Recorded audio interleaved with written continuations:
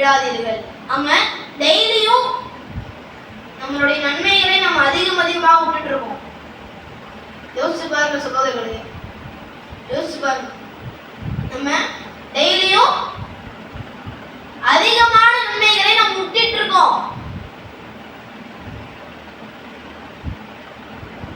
பொழுது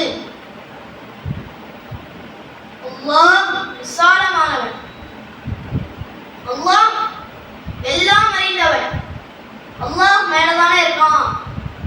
அல்லாஹ் நம்மளுடைய செயல்களை தான் பார்ப்பான்னு நினைக்காதீங்க. நம்ம செயல்ல ஒன்று செஞ்சுட்டு நம்ம மனசுல நினைச்சுக்கலாம் அப்படின்னு செய்யாதீங்க. அல்லாஹ் உங்களுடைய செயலை பார்க்கல, உங்களுடைய மனசெல்லாம் அல்லாஹ் பார்க்கலாம். இப்போ நம்ம யாருக்காக சொல்லணும்? அல்லாஹ்வுக்காக சொல்லணும்.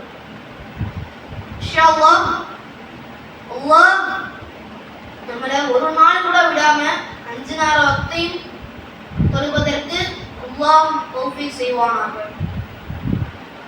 என்ற துஆவுடன் என்னுடைய உரையை நான் முடித்துக் கொள்கிறேன்.